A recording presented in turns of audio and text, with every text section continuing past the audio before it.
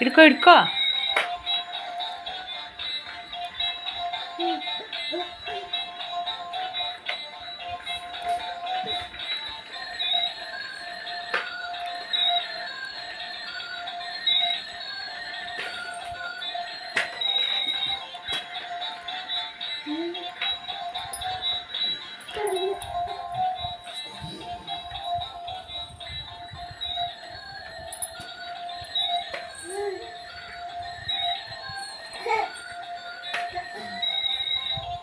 ಸಿಕ್ಕಾಕೊಂಡ್ಬಿಡ್ತು ಹಿಡ್ಕೊಂಬಿಟ್ಟ ತೋರ್ಸು. ಮತ್ತು ಸಂಜೆಯಿಂದ ಕಂಟಿನ್ಯೂ ಮಾಡ್ತಾ ಇದ್ದೀನಿ. ನನ್ನ ಹಸ್ಬೆಂಡ್ಗೆ ಕೇಕ್ ಕಟ್ ಮಾಡ್ಸೋಣ ಅಂತೇಳಿ ಕೇಕ್ ತರಿಸಿದ್ದೆ. ಆ್ಯಕ್ಚುಲಿ ಕೇಕ್ ಕಟಿಂಗ್ಸ್ ಎಲ್ಲ ಬೇಡ ಅಂತ ಹೇಳಿದರು. ಯಾಕೆ ಅಂದರೆ ನನ್ನ ಮಗನ ಕೂಡ ಹುಷಾರಿರಲಿಲ್ಲ ಆ್ಯಂಡ್ ಅದ್ರ ಜೊತೆಗೆ ನನ್ನ ತಂಗಿಗೂ ಕೂಡ ಹುಷಾರಿರಲಿಲ್ಲ. ಅವರು ಕೂಡ ಬಂದಿದ್ದರು ಹಾಸ್ಪಿಟ್ಲಿಗೆ ಹೋಗೋದಕ್ಕೆ ಅಂತ. ಅವಳಿಗೆ ಒಂದು ಆಪ್ರೇಷನ್ನ ಮಾಡಬೇಕು ಅಂತ ಹೇಳಿದರು. ಅದಕ್ಕೆ ಸೊ ಈ ಥರ ಮನೇಲಿ ಎಲ್ರಿಗೂ ಹುಷಾರಿಲ್ದಿರೋ ಟೈಮಲ್ಲಿ ಸೆಲೆಬ್ರೇಷನ್ಸ್ ಎಲ್ಲ ಬೇಡ ಅಂದ್ಬಿಟ್ಟು ನಾನು ಸುಮ್ಮನಾಗ್ಬಿಟ್ಟಿದ್ದೆ. ಅವರು ನನ್ನ ಹಸ್ಬೆಂಡ್ ಕೂಡ ಬೇಡ ಅಂತ ಹೇಳಿದರು. ಆಮೇಲೆ ನನ್ನ ತಂಗಿನೇ ನೀನು ಪ್ರತಿ ವರ್ಷ ಎಷ್ಟು ಚೆನ್ನಾಗಿ ಸೆಲೆಬ್ರೇಟ್ ಮಾಡ್ತಿದ್ದೆ ಭಾವನ ಬರ್ತಡೇನ, ಈ ಸಲ ನಾವು ಇದ್ದೀವಿ ಅಂತ ಅಂದ್ಬಿಟ್ಟು ನೀನು ಮಾಡ್ತಾ ಇಲ್ಲಲ್ಲ, ನಮ್ಮಿಂದ ಆ ಥರ ಆಗಬಾರ್ದು ಅಂತ ಎಷ್ಟು ಹೇಳಿದ್ರು ಕೇಳ್ದೇನೆ ಕೇಕ್ ತರಿಸು ಅಂತೇಳಿ ಕೇಕ್ ತರಿಸಿ ಕಟ್ ಮಾಡ್ಸೋಣ ಅಂತೇಳಿ ಮಾಡಿದ್ಲು. ನಾನು ಎಷ್ಟು ಹೇಳಿದೆ ಬೇಡ ಅಂತ. ಆ್ಯಂಡ್ ನನ್ನ ಹಸ್ಬೆಂಡ್ ಕೂಡ ಬೈತಾಯಿದ್ರು ಕೇಕೆಲ್ಲ ಏನಕ್ಕೆ ಅಂತ ಅಂದ್ಬಿಟ್ಟು. ಬಟ್ ಅವಳು ತುಂಬ ಇದು ಮಾಡಿದ್ಲು, ಬೇಡ ಮಾಡೋಣ ಬರ್ತಡೇ ಅಟ್ಲೀಸ್ಟ್ ಕೇಕಾರು ಕಟ್ ಮಾಡಿ ಬಾವ ಅಂತ. ಹಂಗಾಗಿ ಒಂದು ಕೇಕ್ ತರಿಸಿದ್ದಷ್ಟೇ. ನೀವೇ ನೋಡಿರ್ತೀರ ನಾನು ಪ್ರತಿ ವರ್ಷ ಯಾವ ಥರ ಬರ್ತಡೇ ಸೆಲೆಬ್ರೇಟ್ ಮಾಡ್ತಿದ್ದೆ ಅಂತ. ಬಟ್ ಈ ಸಲ ಏನು ಮಾಡೋಕ್ಕಾಗಲ್ಲ.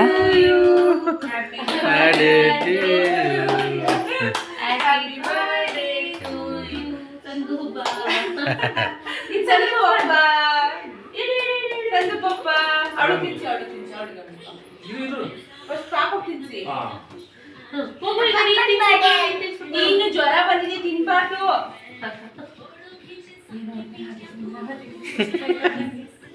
ಬಾವ ಇದಕ್ಕೆ ಅಂತಾನೆ ಬೇಡ ಅಂತಿದ್ರು. ಕಟ್ ಮಾಡು ವಿಡಿಯೋ ಆಗ್ತಿದ್ಯಾ? ಆನ್ ಮಾಡಿದ್ರು ಬಂಗಾರಿ ಕೇಕ್ ತಿನ್ಸ್ಬಿಡು ಪಪ್ಪಂಗೆ. ಸಿಂಪಲ್ಲಾಗಿ ಸೆಲೆಬ್ರೇಷನ್ಸ್ ಮಾಡಿದ್ವಿ. ಅಂದರೆ ಎಲ್ಲರೂ ಹಾಸ್ಪಿಟ್ಲಿಗೆ ಹೋಗ್ತಾಯಿದ್ವಿ. ನನ್ನ ತಂಗಿಗೆ ಅಡ್ಮಿಟ್ ಮಾಡಬೇಕಾಗಿತ್ತು. ಹಾಸ್ಪಿಟ್ಲಿಗೆ ಹೋಗೋಕ್ಕಿಂತ ಮುಂಚೆ ನನ್ನ ತಂಗಿನೇ ಹಠ ಮಾಡಿದ್ದು ಕೇಕ್ ಕಟ್ ಮಾಡಿಸ್ಬಿಡೋಣ ಅಂತ. ಅದಕ್ಕೆ ಮಾಡಿಸಿದ್ವಿ. ಆ್ಯಂಡ್ ನನ್ನ ಹಸ್ಬೆಂಡ್ ಕೂಡ ಚೆನ್ನಾಗಿ ಬೈದರು ನನಗೆ, ಎಷ್ಟು ಹೇಳಿದ್ರು ಕೇಳಲ್ವಲ್ಲ ನೀನು ಅಂತ ಹೇಳಿ. ಬಟ್ ನಾನು ಪ್ರತಿ ವರ್ಷ ನಾನು ಮದುವೆ ಆದಾಗಿಂದ ಇಲ್ಲಿ ತನಕ ನಾನು ಪ್ರತಿ ವರ್ಷವೂ ಹಿಂದಿನ ದಿನ ನೈಟೇ 12 o'clockಗೆ ಕೇಕ್ ಕಟ್ ಮಾಡಿಸ್ತಾ ಇದ್ದೆ. ಎಲ್ಲರೂ ನೋಡಿರ್ತೀರ ಲಾಸ್ಟ್ ಇಯರ್ ವೀಡಿಯೋದಲ್ಲೆಲ್ಲ. ಬಟ್ ಈ ಸಲ ಅದೇ ಹುಷಾರಿಲ್ವಲ್ಲ, ಅದಕ್ಕೋಸ್ಕರ ನನ್ನ ಮಗನಿಗೂ ಕೂಡ ಹುಷಾರಿಲ್ಲ, ತಂಗಿಗೂ ಆಪ್ರೇಷನ್ ಇತ್ತು, ಅವಳನ್ನೂ ಅಡ್ಮಿಟ್ ಮಾಡಬೇಕಾಗಿತ್ತು ಹಾಸ್ಪಿಟಲ್ಗೆ. ಅದಕ್ಕೆ ನಾನು ಬೇಡ ಸೆಲೆಬ್ರೇಷನ್ ಎಲ್ಲ ಮಾಡೋದು ಬೇಡ ಅಂಥೇಳಿ ಮಾಡಿರಲಿಲ್ಲ. ಇವಾಗ ಹೊರಡ್ಬೇಕು ಎಲ್ಲರೂ ಹಾಸ್ಪಿಟ್ಲಿಗೆ. ಹೊರಡೋಕ್ಕಿಂತ ಮುಂಚೆ ಕೇಕ್ ಕಟ್ ಮಾಡಿಸಿ ಎಲ್ಲ ಅದು ಕೇಕ್ ಮುಗಿಸ್ಬಿಡೋಣ ಮನೇಲಿ ಇಟ್ಟೋದು ಸುಮ್ಮನೆ ಇದಾಗುತ್ತೆ ಅಂತೇಳಿ ಕಟ್ ಮಾಡಿಸಿದ್ದು. ಆ್ಯಂಡ್ ನಾನು ಈಗ ನನ್ನ ತಂಗಿದು ಹಾಸ್ಪಿಟ್ಲಿಗೆಲ್ಲ ಕರ್ಕೊಂಡು ಹೋಗಿದ್ದು ಅದೆಲ್ಲ ನಾನು ಯಾವುದೇ ರೀತಿ ವೀಡಿಯೋಗಳನ್ನ ಮಾಡಿಲ್ಲ. ಯಾಕಂದರೆ ಎಲ್ರಿಗೂ ಅದು ಅವ್ರವ್ರ ಕಂಫರ್ಟ್ ಝೋನ್ ಅನ್ನೋದಿರುತ್ತೆ, ಅವ್ರಿಗೆಲ್ಲ ಇಷ್ಟ ಆಗೋಲ್ಲ. ಅದಕ್ಕೋಸ್ಕರ ಆ್ಯಂಡ್ ನಾನೇ ಮಾಡ್ಕೊಳ್ಳಿಲ್ಲ, ಬೇಡ ಅಂತ ಅಂದ್ಬಿಟ್ಟೆ ಸುಮ್ಮನೆ ಅದೇ, ಬೇಡ ಅದೆಲ್ಲ ಚೆನ್ನಾಗಿ ಅನಿಸಲ್ಲ ಅಂದ್ಬಿಟ್ಟು. ಆ್ಯಂಡ್ ಹಾಸ್ಪಿಟಲ್ಗೆ ಬಂದು ನನ್ನ ತಂಗಿ ಅಡ್ಮಿಟ್ ಮಾಡಿದರು. ನಾನು ಅಲ್ಲೇ ಇದ್ದೆ.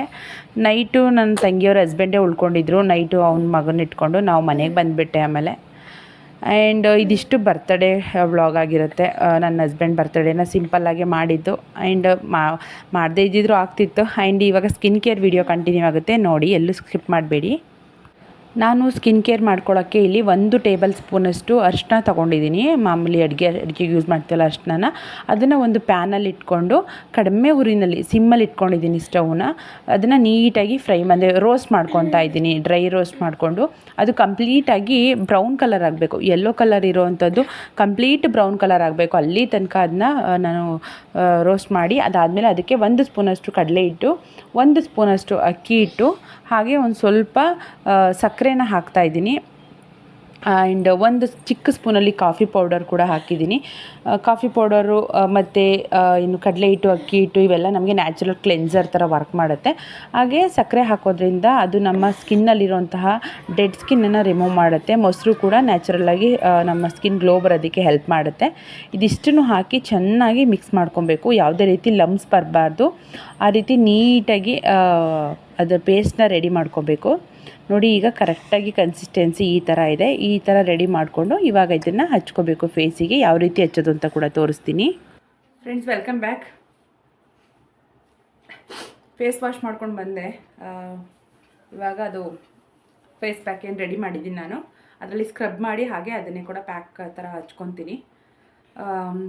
ಪಾಪು ಕೈ ಬಿಡ್ತಾಯಿಲ್ಲ, ಮಲಗ್ಸೋಣ ಅಂದ್ಕೊಂಡು ಅವಳು ಮಲ್ಕೊಳ್ಳಿಲ್ಲ. ಸ್ವಲ್ಪ ಲೇಟ್ ಆಗೋಯ್ತು, ಅದಕ್ಕೋಸ್ಕರ ಇವಾಗ ನೋಡೋಣ, ಇಲ್ಲೇ ಮಂಚದ ಮೇಲೆ ಕೂರಿಸ್ಕೊಂಡು ಹಚ್ಕೊತೀನಿ. ಆ್ಯಂಡ್ ಮಾಮೂಲಿ ನಾರ್ಮಲ್ ಸ್ಕ್ರಬ್ ಯಾವ ಥರ ಮಾಡ್ತೀವಿ ಅದೇ ಥರ ಮಾಡೋದು. ಹಾಗೆ ಸ್ಕ್ರಬ್ ಎಲ್ಲ ಮಾಡಿ ಆದಮೇಲೆ ಅದನ್ನು ಫೇಸ್ ಪ್ಯಾಕ್ ರೀತಿ ಹಚ್ಕೊಳ್ಳೋದಷ್ಟೇ. ತೋರಿಸ್ತೀನಿ ನಿಮಗೂ ಕೂಡ ಯಾವ ಥರ ಹಚ್ಕೊತೀನಿ ಅಂತ. ತುಂಬ ದಿನ ಆಗೋಗಿತ್ತು ನಾನು ಸ್ಕಿನ್ ಕೇರ್ ವೀಡಿಯೋನ ಮಾಡಿ. ಅಂದರೆ ನಾನು ಸ್ಕಿನ್ ಕೇರ್ ಮಾಡ್ಕೊಳ್ತಿದ್ದೆ, ಬಟ್ ವೀಡಿಯೋನ ಮಾಡೋಕ್ಕಾಗಿರಲಿಲ್ಲ. ತುಂಬ ಜನ ಕೇಳ್ತಿದ್ರಿ, ಅಕ್ಕ ಸ್ಕಿನ್ ಕೇರ್ದು ಅದು ನಮಗೆ ವೀಡಿಯೋ ಮಾಡಿ ತೋರಿಸಿ, ಹೋಮ್ ರೆಮಿಡಿ ಏನಾದರೂ ಮಾಡಿಕೊಡಿ ಅಂತ. ಸೊ ಅದಕ್ಕೋಸ್ಕರ ಮಾಡಿದ್ದೀನಿ. ತುಂಬ ಎಫೆಕ್ಟಿವ್ ಆಗಿದೆ, ನಾನು ಯೂಸ್ ಮಾಡಿದ್ದೀನಿ.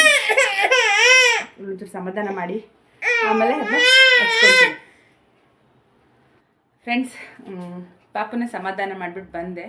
ಇಲ್ಲಿ ಪೇಸ್ಟ್ ರೆಡಿ ಮಾಡ್ಕೊಂಡಿದ್ದೀರಲ್ಲ, ಪೇಸ್ಟು ಈ ಥರ ಕನ್ಸಿಸ್ಟೆನ್ಸಿಲಿದೆ. ಇದಕ್ಕೆ ನಾನು ಏನೇನು ಯೂಸ್ ಮಾಡಿದ್ದೀನಿ ಅಂತ ಆಲ್ರೆಡಿ ನೋಡಿದ್ದೀರಾ. ಮೊಸರಿಲ್ಲ ಅಂದರೆ ನೀವು ಹಾಲು ಕೂಡ ಯೂಸ್ ಮಾಡ್ಕೋಬೋದು, ಹಸಿ ಹಾಲು ಹಾಕೋಬೋದು. ಮತ್ತು ಸ್ವಲ್ಪ ನಿಂಬೆ ರಸ ಹಾಕ್ಕೊಂಡ್ರೆ ಇನ್ನೂ ಚೆನ್ನಾಗಿರುತ್ತೆ. ಹಾಗೆ ಜೇನುತುಪ್ಪ ಕೂಡ ಯೂಸ್ ಮಾಡ್ಬೋದು. ನಾನು ಜೇನುತುಪ್ಪ ಕೂಡ ಇತ್ತು, ಸಕ್ಕರೆ ಕೂಡ ಯೂಸ್ ಮಾಡ್ಬೋದು. ನಾನು ಸಕ್ಕರೆ ಯೂಸ್ ಮಾಡಿದ್ದೀನಿ, ಜೇನುತುಪ್ಪ ಕೂಡ ಹಾಕ್ಬೋದು, ಬಟ್ ಸಕ್ಕರೆನ ಸ್ಕಿಪ್ ಮಾಡ್ಕೊಳ್ಳಿ. ಆವಾಗ ಮೊಸರು ಹಾಕಿದ್ರೆ ಹಾಲು ಮತ್ತು ನಿಂಬೆಹಣ್ಣು ಹಾಕಬೇಡಿ. ಆ ಥರ ಒಂದು ಯಾವುದಾದ್ರೂ ಏನಿರುತ್ತೆ ಮನೆಯಲ್ಲಿ ಅದರಲ್ಲಿ ಮಾಡ್ಕೊಳ್ಳಿ. ತುಂಬಾ ಎಫೆಕ್ಟಿವ್ ಹೋಮ್ ರೆಮಿಡಿ ಇದು. ತುಂಬ ಚೆನ್ನಾಗಿರುತ್ತೆ. ನನಗೆ ತುಂಬ ಜನ ಕೇಳ್ತಿದ್ರಿ, ನೀವು ಫಿಲ್ಟರ್ ಹಾಕ್ತಿದ್ದೀರಾ, ಅಂದರೆ ನೀವು ವಿಡಿಯೋ ಮಾಡಬೇಕಾದ್ರೆ ಫಿಲ್ಟರ್ ಯೂಸ್ ಮಾಡ್ತೀರಾ ಅಂತ. ನಾನು ಯಾವುದೇ ರೀತಿ ಫಿಲ್ಟರ್ನ ಯೂಸ್ ಮಾಡಲ್ಲ. ನಾರ್ಮಲ್ ಫ್ರಂಟ್ ಕ್ಯಾಮ್ರಾದಲ್ಲಿ ನಾನು ವಿಡಿಯೋ ಮಾಡೋದು. ಆ್ಯಂಡ್ ನನಗೂ ಏನು ಮುಖದಲ್ಲೆಲ್ಲ ತುಂಬ ಕ್ಲಿಯರ್ ಇದೆ ನನ್ನ ಫೇಸು ಅಂತ ಏನಿಲ್ಲ. ಚಿಕ್ಕ ಚಿಕ್ಕ ಕಲೆಗಳಿದೆ ನನಗೂ ಕೂಡ. ಪಿಂಪಲ್ ಮಾರ್ಕ್ಸ್ ಇದೆ, ಕೆಲವು ಟೈಮ್ ಪಿಂಪಲ್ ಆದಾಗ ನನಗೂ ಮಾರ್ಕ್ಸ್ ಆಗುತ್ತೆ. ಅದನ್ನೆಲ್ಲ ಹೋಗಿಸ್ಕೋಬೇಕು ಅಂದ್ರೆ ನಾನು ಈ ಥರ ಹೋಮ್ ರೆಮಿಡಿ ಟ್ರೈ ಮಾಡೋದು. ಹೋಮ್ ರೆಮಿಡಿ ಜೊತೆಗೆ ನಾನು ಮಾಮೂಲಿ ಗುಡ್ ವೈಬ್ಸ್ ಪ್ರಾಡಕ್ಟ್ಸ್ ಇದೆಯಲ್ಲ ಅದರದ್ದು ನಾನು ಸ್ಕ್ರಬ್ಬು, ಫೇಸ್ ಪ್ಯಾಕ್ ಎಲ್ಲ ಯೂಸ್ ಮಾಡ್ತೀನಿ. ಅದೇ ಥರ ಇದು ಕೂಡ ನಾನು ಟ್ರೈ ಮಾಡ್ತಾ ಇರ್ತೀನಿ. ನನಗೆ ಹೋಮ್ ರೆಮಿಡಿನೇ ಚೆನ್ನಾಗಿ ಸೂಟ್ ಆಗಿದೆ, ನಾನು ಯೂಸ್ ಮಾಡ್ತಿರೋದು. ಇದೊಂದೇ ಹೋಮ್ ರೆಮಿಡಿ ಅಲ್ಲ, ನಾನು ತುಂಬ ಹೋಮ್ ರೆಮಿಡೀಸ್ ತೋರಿಸಿದ್ದೀನಿ. ನನ್ನ ಹಳೆಯ ವಿಡಿಯೋಗಳು ಚೆಕ್ ಮಾಡಿದ್ರೆ ಗೊತ್ತಾಗುತ್ತೆ. ಬಟ್ ರೀಸೆಂಟಾಗಿ ಯಾವುದೇ ರೀತಿ ನಾನು ಅಂದರೆ ಪಾಪು ಆದಮೇಲೆ ನಾನು ಸ್ಕಿನ್ ಕೇರ್ ವಿಡಿಯೋಗಳು ಮಾಡೇ ಇಲ್ಲ ನಾನು. ಸೊ ತುಂಬ ಜನ ಕೇಳ್ತಿದ್ರಲ್ಲ ಅಂತ ವಿಡಿಯೋ ಮಾಡ್ತಾಯಿದ್ದೀನಿ. ಇನ್ನೆಲ್ಲ ಈಗ ರೆಡಿ ಆಗಿದೆ. ಇದನ್ನು ಜಸ್ಟ್ ಮಾಮೂಲಿ ನಾವು ಫೇಸ್ ಸ್ಕ್ರಬ್ ಮಾಡ್ತೀವಲ್ಲ ಆ ಥರ ಜಸ್ಟ್ ಸ್ಕ್ರಬ್ ಮಾಡ್ಕೊಳ್ಳೋದಷ್ಟೇ. ಎರಡೂ ಕೈಯಿಂದ ಮಾಡ್ಕೊಳ್ಳಿ. ಎರಡೂ ಕೈಯಿಂದ ಸ್ವಲ್ಪ ಸ್ವಲ್ಪ ತೊಗೊಂಡು ಈ ಥರ ನೀಟಾಗಿ ಸ್ಕ್ರಬ್ ಮಾಡ್ಕೊಳ್ಳಿ. ಸರ್ಕ್ಯುಲರ್ ಮೋಷನಲ್ಲಿ ಸ್ಕ್ರಬ್ ಮಾಡಿ ಈ ಥರ. ನಿಮಗೆ ಎಲ್ಲೆಲ್ಲಿ ಸ್ಕಿನ್ನು ಸ್ವಲ್ಪ ಡಾರ್ಕ್ ಅನಿಸುತ್ತೆ, ಈಗ ಕೆಲವ್ರಿಗೆಲ್ಲ ಲಿಪ್ಸ್ ಹತ್ರ ಡಾರ್ಕ್ ಇರುತ್ತೆ, ಫೋರ್ ಹೆಡ್ಡಲ್ಲಿ ಡಾರ್ಕ್ ಇರುತ್ತೆ, ಮತ್ತು ಮೂಗತ್ರ ಎಲ್ಲ ಅವ್ರಿಗೆ ವೈಟ್ ಹೆಡ್ಸು ಬ್ಲ್ಯಾಕ್ ಹೆಡ್ಸ್ ಎಲ್ಲ ಇರುತ್ತೆ. ಅಂಥ ಕಡೆ ಎಲ್ಲ ಸ್ವಲ್ಪ ಕಾನ್ಸಂಟ್ರೇಷನ್ ಜಾಸ್ತಿ ಮಾಡಿ. ಹಾಗೆ ಸ್ಕ್ರಬ್ ಮಾಡ್ತೀನಿ ಅಂತೇಳಿ ಜಾಸ್ತಿ ಹಾರ್ಡಾಗಿ ಉಜ್ಜಕ್ಕೆ ಹೋಗಬಾರ್ದು. ಮೈಲ್ಡಾಗಿ ಎರಡೂ ಕೈಯಿಂದ ಅದೇ ಮಾಮೂಲಿ ಪ್ರೆಸ್ ಮಾಡಿ ನೀಟಾಗಿ ಅದನ್ನ ನಾವು ಸ್ಕ್ರಬ್ ಮಾಡೋದ್ರಿಂದ ಡೆಡ್ ಸ್ಕಿನ್ ಅನ್ನೋದೇನಿರುತ್ತೆ ಅದು ಆರಾಮಾಗಿ ರಿಮೂವ್ ಆಗಿಬಿಡುತ್ತೆ. ನಿಮಗೆ ತುಂಬ ಹೊತ್ತು ಮಾಡಬಾರ್ದು, ಒಂದು 5ರಿಂದ 6 ನಿಮಿಷನೇ ಜಾಸ್ತಿ ಇದು. ನೀಟಾಗಿ ಸ್ಕ್ರಬ್ ಮಾಡಿ. ನನಗೆ ಸ್ವಲ್ಪ ಲಿಪ್ಸ್ ಹತ್ರ ಸ್ವಲ್ಪ ಡಾರ್ಕ್ ಅಂತ ಅನ್ನಿಸ್ತಿತ್ತು, ಅದಕ್ಕೆ ಅಲ್ಲಿ ನಾನು ಜಾಸ್ತಿ ಕಾನ್ಸಂಟ್ರೇಷನ್ ಮಾಡ್ತಾಯಿದ್ದೆ. ಹಾಗೆ ಕೆಲವರಿಗೆ ಮುಖದ ಮೇಲೆ ಮತ್ತು ಅಪ್ಪರ್ ಲಿಪ್ಪಲ್ಲೆಲ್ಲ ಸಣ್ಣ ಸಣ್ಣ ಕೂದಲಿರುತ್ತಲ್ವ, ಅದು ಕೂಡ ರಿಮೂವ್ ಆಗುತ್ತೆ. ನಿಮಗೆ ಬೆಸ್ಟ್ ರಿಸಲ್ಟ್ ಅನ್ನೋದು ಬೇಕು ಅನ್ನೋದಾದರೆ ವಾರದಲ್ಲಿ 2 ಸಲ ಯೂಸ್ ಮಾಡಿ. ಆ ಥರ ಮಾಡೋದ್ರಿಂದ ಮುಖದಲ್ಲಿರುವಂತಹ ಕೂದಲುಗಳು ಕೂಡ ರಿಮೂವ್ ಆಗುತ್ತೆ. ಹಾಗೆ black heads, white heads, dead skin ಎಲ್ಲ ಕೂಡ ಕ್ಲಿಯರ್ ಆಗಿಬಿಡುತ್ತೆ. ನನ್ನ ಕಡೆಯಿಂದ ಹೈಲಿ ರೆಕಮೆಂಡ್ ಮಾಡ್ತೀನಿ ಈ ಒಂದು ಫೇಸ್ ಪ್ಯಾಕ್ನ. ತುಂಬ ಚೆನ್ನಾಗಿದೆ, ಒಂದು ಸಲ ಟ್ರೈ ಮಾಡಿ ನೋಡಿ ಎಲ್ಲರೂ.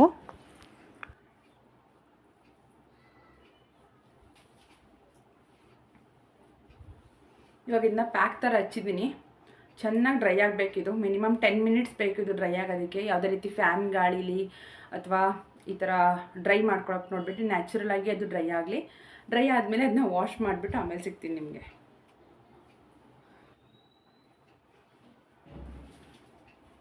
ಫ್ರೆಂಡ್ಸ್, ಫೇಸ್ ವಾಶ್ ಮಾಡ್ಕೊಂಡು ಬಂದೆ. ಆ್ಯಕ್ಚುಲಿ ಅದು ಡ್ರೈ ಆಗಿತ್ತು. ಡ್ರೈ ಆದಮೇಲೆ ಕೂಡ ನಾನು ತೋರ್ಸೋಣ ಅಂದ್ಕೊಂಡೆ, ಬಟ್ ಏನಾಯಿತು ಅಂದರೆ ಪಾಪ ಒಳಗೆ ಸ್ಟಾರ್ಟ್ ಮಾಡ್ಕೊಂಡ್ಬಿಟ್ಲು, ಹಂಗಾಗಿ ತೊಳೆದ್ಬಿಟ್ಟೆ. ಆಮೇಲೆ ಸಮಾಧಾನ ಆದಳು ನೋಡಿ.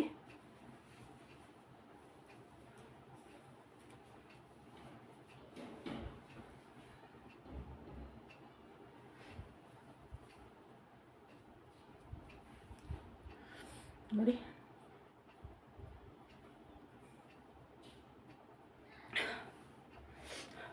ತುಂಬ ಜನ ನನಗೆ ಮೆಸೇಜ್ ಮಾಡ್ತಾಯಿದ್ರು, ಕಮೆಂಟ್ ಮಾಡ್ತಾಯಿದ್ರು, ಅಕ್ಕ ಸ್ಕಿನ್ ಬ್ರೈಟ್ ಆಗಬೇಕು ನಮಗೆ, ಯಾವ ಥರ ಮಾಡ್ಕೊಳ್ಳೋದು, ಹೋಮ್ ರೆಮಿಡಿ ಹೇಳಿ, ನಾವು ಪಾರ್ಲರ್ಗೆಲ್ಲ ಹೋಗೋಕ್ಕಾಗಲ್ಲ ಅಂತೇಳಿ.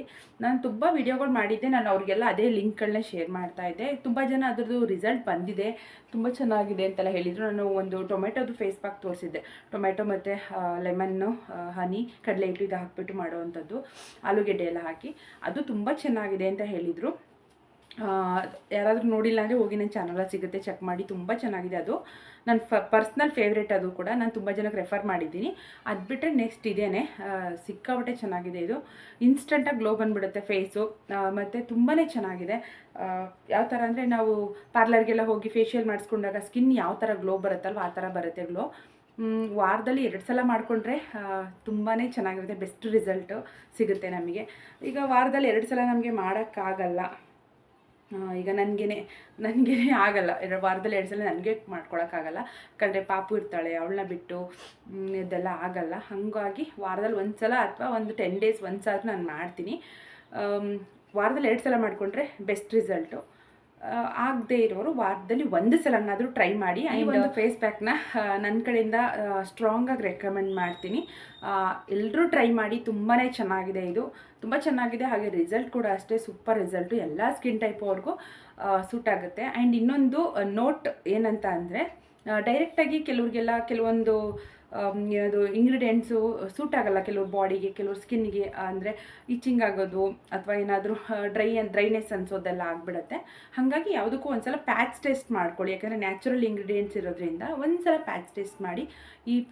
ಈ ಪೋರ್ಷನಲ್ಲಿ ಈ ಪೋರ್ಷನ್ ಅಥವಾ ಈ ಪೋರ್ಷನ್ಗೆ ಒಂದು ಹಚ್ಚಿ ಅಥವಾ ಸ್ಕ್ರಬ್ ಮಾಡಿ ಒಂದು 10 ನಿಮಿಷ ಬಿಟ್ಟು ನೀವು ಫೇಸ್ಗೆ ಅಪ್ಲೈ ಮಾಡ್ಕೋಬೋದು, ಏನೂ ನಿಮಗೆ ಪ್ರಾಬ್ಲಮ್ ಆಗಿಲ್ಲ ಅಂತಂದರೆ.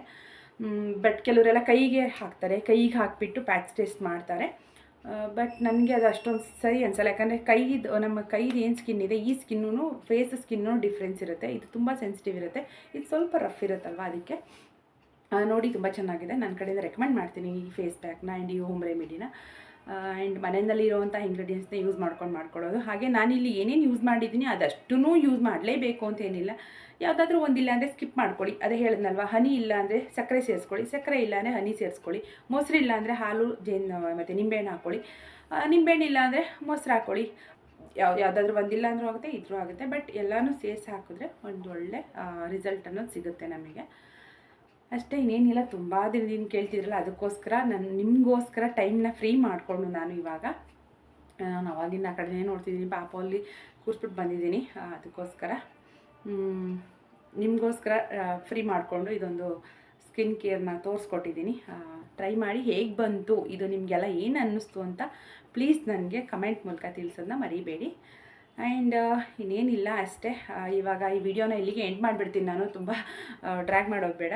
ನಾನು ನಿಮಗೆಲ್ಲ ನೆಕ್ಸ್ಟ್ ವಿಡಿಯೋದಲ್ಲಿ ಸಿಗ್ತೀನಿ. ಹಂಗೆ ತುಂಬ ಜನ ನನಗೆ ಹೇರ್ ಕೇರ್ ಬಗ್ಗೆ ಕೇಳ್ತಿದ್ದೀರಾ, ಹೇರ್ ಕೇರ್ ಕೂಡ ಮಾಡಬೇಕು. ನನಗೆ ತುಂಬ ಕ್ವಶನ್ಸ್ ಬರ್ತಾ ಇದೆ. ಪಾಪುದು ಫುಡ್ ರೊಟೀನ್ ಕೇಳಿದ್ದೀರಾ, ಮತ್ತು ಪಾಪುದು ಬೇಬಿ ಶೂಟ್ ಫೋಟೋಶೂಟ್ ಬಗ್ಗೆ ಕೇಳ್ತಿದ್ದೀರಾ, ಮತ್ತು ರೆಗ್ಯುಲರಾಗಿ ಕಂಪ್ಲೀಟ್ ಡೈಲಿ ವ್ಲಾಗ್ ಮಾಡಿ ಅಂತ ಕೇಳಿದ್ದೀರಾ. ಯಾವುದನ್ನು ಮಾಡೋಕ್ಕಾಗ್ತಾಯಿಲ್ಲ, ಆದಷ್ಟು ಬೇಗ ಎಲ್ಲನೂ ಮಾಡ್ತೀನಿ.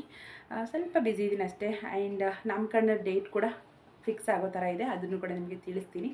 ಇವಾಗ ಇಲ್ಲಿಗೆ ಈ ವಿಡಿಯೋನ ಎಂಡ್ ಮಾಡ್ತೀನಿ. ನಾನು ನಿಮಗೆಲ್ಲ ನೆಕ್ಸ್ಟ್ ಬ್ಲಾಗಲ್ಲಿ ಸಿಗ್ತೀನಿ. ಅಲ್ಲಿ ತನಕ ಎಲ್ರಿಗೂ ಬಾಯ್ ಆ್ಯಂಡ್ ಟೇಕ್ ಕೇರ್.